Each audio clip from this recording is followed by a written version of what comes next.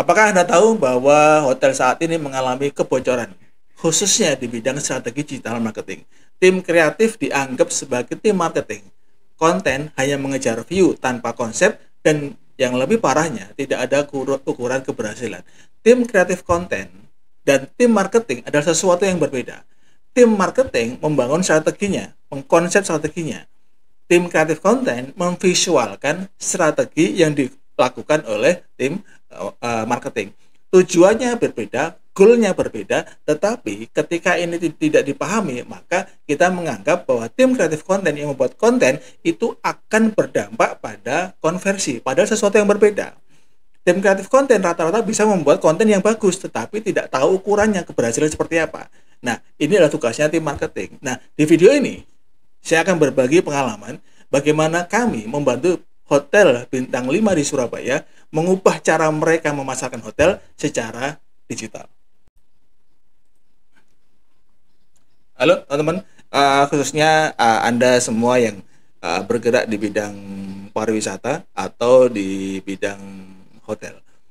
Video kali ini saya akan bercerita kepada Bapak Ibu semuanya, teman-teman semuanya, tentang pengalaman kami dalam menjadi konsultan di pemasaran di sebuah hotel bintang 5 di Surabaya.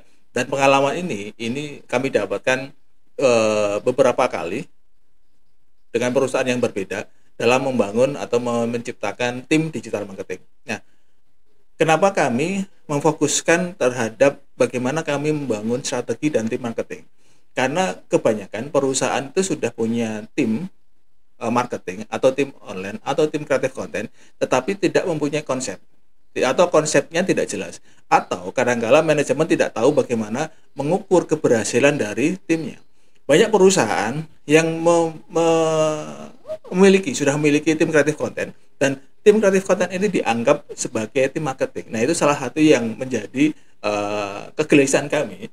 Kemudian kami membuat video ini. Nah, studi kasus yang kami alami beberapa waktu yang lalu itu sebelum Lebaran, sebelum Ramadan, kami diundang di sebuah hotel di Surabaya.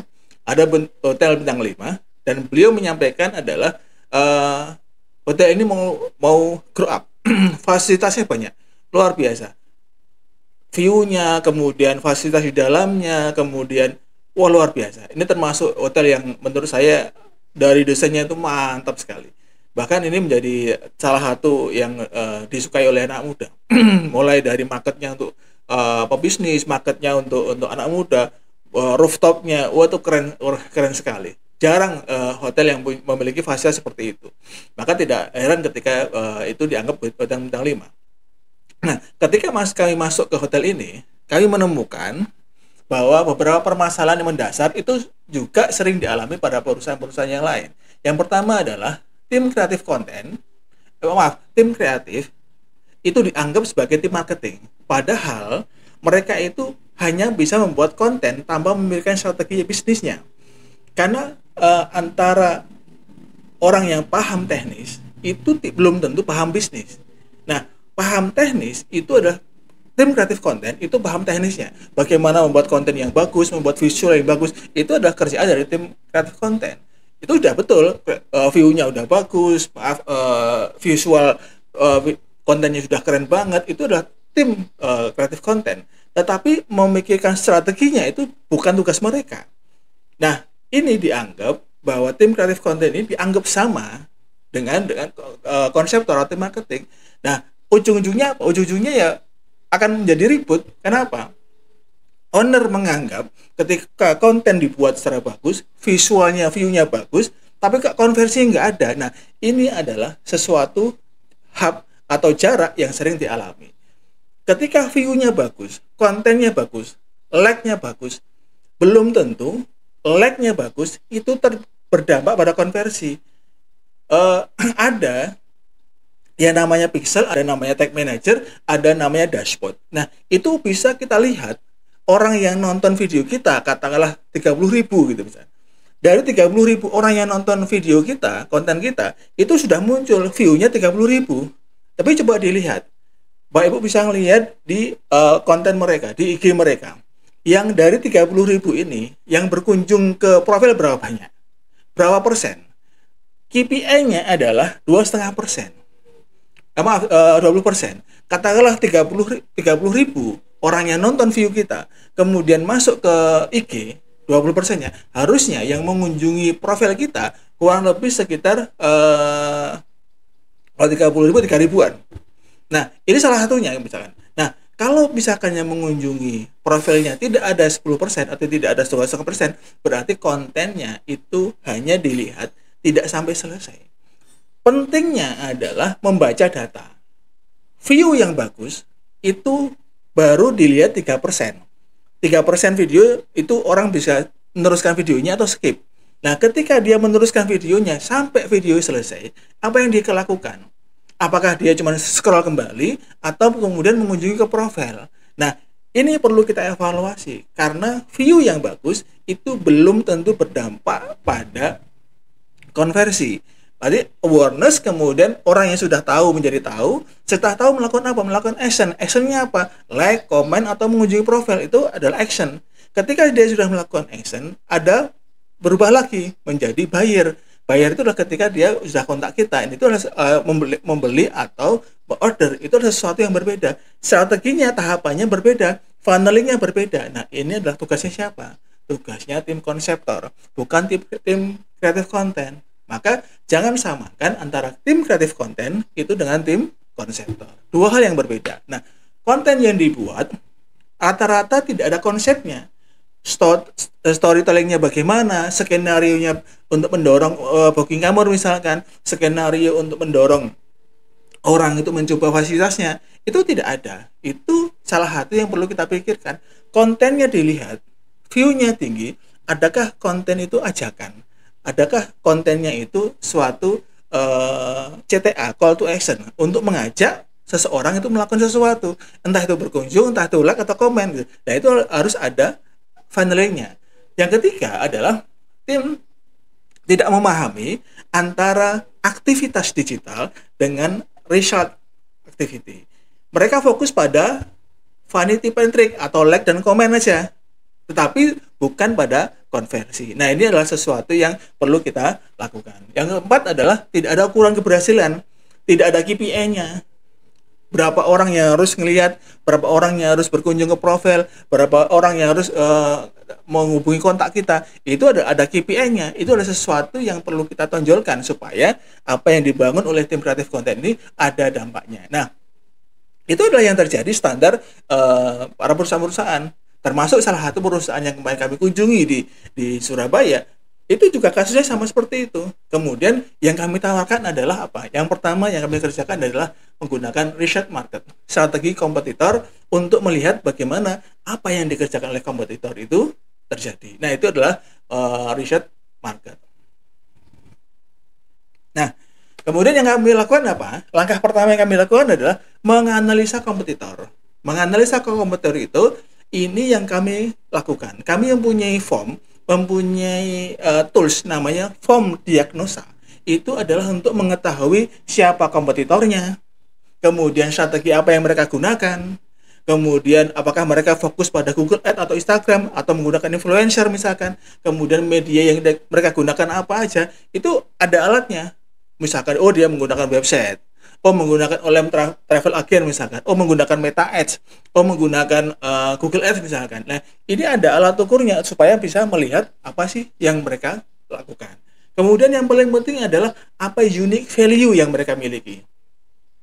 Apa kelebihan mereka, apa kekurangan mereka, kita jadikan sebagai faktor pembeda supaya menjadi USP-nya kita tuh semakin kuat gitu loh. Kita membuat sebuah USP, unique selling USP-nya, tetapi kita tidak tahu kelebihan dan kekurangan mereka, ya kita percuma gitu loh. Maka membuat USP-nya itu juga kita tahu unique value mereka itu apa, sehingga kita bisa membuatkan membuatkan sesuatu yang berbeda. Nah, tujuannya menggunakan form diagnosa adalah menciptakan brand hacking, menemukan faktor pembeda hotel ini dibanding kompetitor. Nah, ini kami tunjukkan contoh.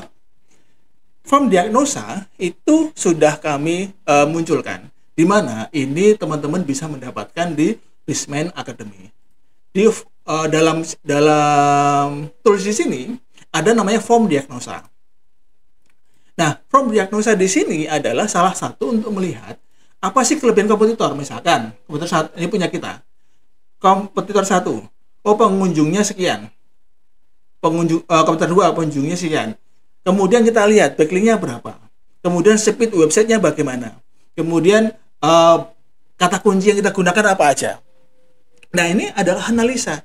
Oh, ternyata kompetitor satu itu menggunakan Google Ads misalkan. Oh, menggunakan Meta Ads, menggunakan SEO misalkan. Kata kuncinya apa? Kata kunci yang bisa betul-betul menghasilkan traffic pada website mereka. Nah, itu kita tiru misalkan. Ini ada 10 keywordnya. Kemudian apa promonya? Promosi yang mereka gunakan apa? Title-nya bagaimana? Bahasanya kalau bahasa teknis title. Tapi kalau bahasa bisnisnya adalah promo mereka apa? Program mereka apa aja, ini akan kelihatan. Kemudian yang kita cek lagi adalah YouTube-nya bagaimana dengan media yang mereka gunakan bagi YouTube, berapa like-nya, komennya, subscribe-nya, kemudian video-video edukasi apa yang mereka gunakan, promo-promo apa yang mereka lakukan, ini akan tergambar ada di sini. Kemudian kita cek lagi dalam form diagnosa apa adalah sosial media, berapa followernya, kemudian di bio itu ditulis apa aja, fasilitasnya apa aja, itu ditulis di sini. Kemudian dia menggunakan website atau link tree misalkan. Oh, setelah orang melihat sosial medianya diarahkan ke bio. Setelah ke bio diarahkan kemana? Ke link tree atau ke sosial media kembali atau ke WA. Nah, itu bisa kita lihat dari mana? Ada form diagnosa. Kemudian TikToknya bagaimana? Kita cek juga. Kemudian kita cek di marketplace ada nggak? Atau enggak misalkan. Kalau hotel kan tidak pakai marketplace ya. Tapi kalau untuk produk retail kita perlu melihat di kompetitor apakah dia menggunakan Shopee atau Tokopedia. Nah, untuk khusus hotel kita juga bisa melihat bagaimana kompetitor di aplikasi. Nah, misalkan dia menggunakan Traveloka. Bagaimana judulnya, penulisannya, bagaimana deskripsi yang dia tampilkan. Kemudian bagaimana reviewnya, review bintang 5-nya, review jeleknya, itu kita lihat. Nah, ini adalah salah satu USP yang bisa kita mainkan.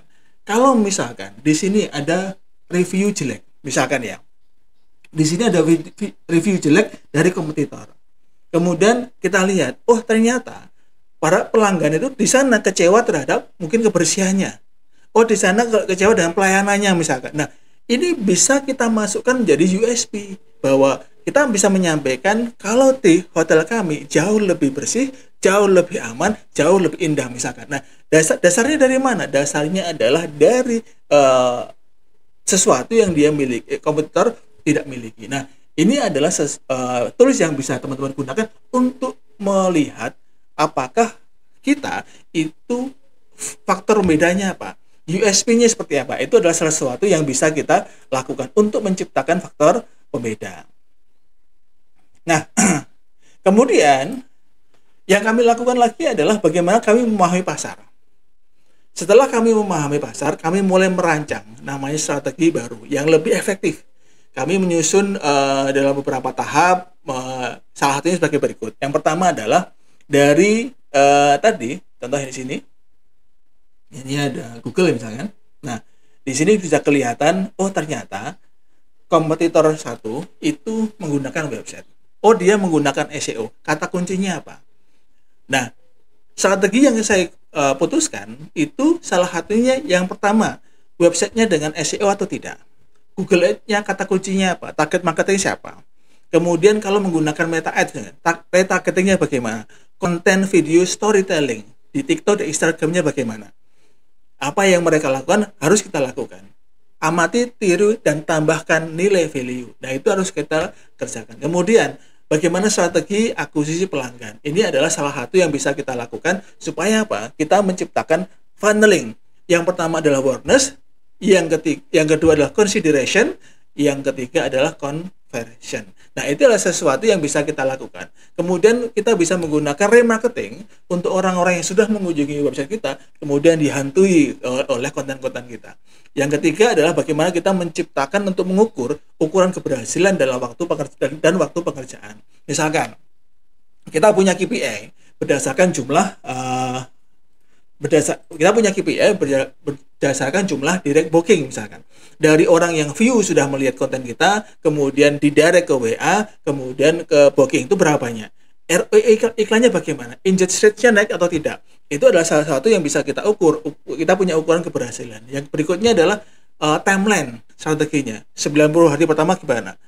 Menggunakan Google Ads, SEO misalkan. Kami biasanya menggunakan triwulan. Triwulan pertama, websitenya dari pengunjung sehari sekarang menjadi berapa? Itu adalah ukuran keberhasilannya. Kemudian dari pengunjung katakanlah dari 1.500 menjadi 9.000 misalkan. Dari 9.000 ini yang berkunjung ke website. Kemudian yang WA berapa? Itu adalah ukurannya. Orang-orang yang biasanya sudah menemukan website kita dari Google, kemudian mengunjungi website kita, itu KPI-nya adalah 20%. Dari orang yang klik kemudian menuju ke website, KPI-nya adalah 70%. Kemudian dari orang yang sudah mengunjungi website, kemudian WA, itu adalah KPI-nya 20%. Nah, kita punya ukuran itu enggak? Dari 20% ini, yang kontak ke WA, itu 20% itu udah closing. Nah, ini ada ukurannya, ada tahapannya. Kalau misalkan perusahaan atau hotel menentukan, oke, omset kita hari ini, bulan ini katakanlah 1 miliar. Nanti kita breakdown 1 miliar ini programnya apa aja. Goalnya yang mengunjungi berapa orang, yang kontak berapa persen, kemudian yang WA berapa persen, itu harus kita punya ukurannya supaya kita bisa diskusi dengan tim sales. Oke, supaya kamu bisa mencapai omset itu berapa chat yang Anda butuhkan. Nah, itu ada diskusi. Jadi kalau misalkan apa yang kamu lakukan dengan digital marketing, ya memperbanyak chatnya, yaitu memperbanyak itu kan tidak ada ukurannya. Nah, ini adalah sesuatu yang bisa kita bangun supaya apa? Antara strategi digital marketing dan konversi itu jelas. Yang keempat adalah dari diagnosa tadi, kita bisa melihat bagaimana tim yang dibutuhkan. Oh, kita membutuhkan tim digital spesialis misalkan. Oh, kita membutuhkan SEO spesialis misalkan. Karena apa? Dasarnya apa? Dasarnya adalah form diagnosa. Di sini teman-teman, Bapak Ibu bisa melihat, oh ternyata kompetitor menggunakan trafficnya tinggi. Trafficnya tinggi dari mana? Oh, dari SEO. Oh, dari Google Ads misalkan. Nah, ini ada ukurannya di sini. Jadi membangun tim itu tidak asal-asalan, tetapi ada ukurannya, ada goalnya yang jelas. Kemudian, oh kita butuh tim kreatif konten misalkan. Oh kita butuh sales customer service misalkan. Nah, itu adalah sesuatu ukurannya dari sini. Yang kelima adalah kita bisa mengalokasikan budget dengan tepat. Jangan asal keluar budget tanpa strategi. Fokus pada iklan yang menghasilkan direct booking, bukan hanya sekedar view dan like. Itu adalah sesuatu yang muncul dari mana? Dari form diagnosa tadi. Nah, kemudian dari form diagnosa tadi dalam triwulan pertama ini akan bisa kita lihat peningkatannya bagaimana. Dari yang kontak sekarang berapa, besok berapa. Ini ada ukurannya, keberhasilannya bagaimana. ROI iklan itu harus meningkat 2 kali lipat minimal karena strategi yang terukur. Nah, konten pun juga semakin jelas karena apa? Sudah kelihatan USP-nya gitu kan. Gitu. Nah, kemudian yang terakhir adalah strategi ini bisa diterapkan dalam konteks contoh adalah hotel, tapi juga bisa kita gunakan untuk bisnis-bisnis yang lain. Jika teman-teman atau Bapak Ibu semuanya atau Bapak GM pemilik hotel yang ingin menerapkan strategi digital marketing yang efektif, hubungi saya, atau Bapak Ibu semuanya juga bisa mendapatkan tools ini di Bizman Academy. Toolsnya lengkap, Bapak Ibu tinggal menggunakan. Sudah ada edukasinya, teman-teman bisa diskusi sama saya bagaimana menggunakan tools berikut ini. Nah, saya dan tim siap membangun atau membantu tim hotel Anda untuk mendapatkan lebih banyak direct booking dengan strategi yang terbukti berhasil dan selalu kami lakukan dengan riset dan tes market.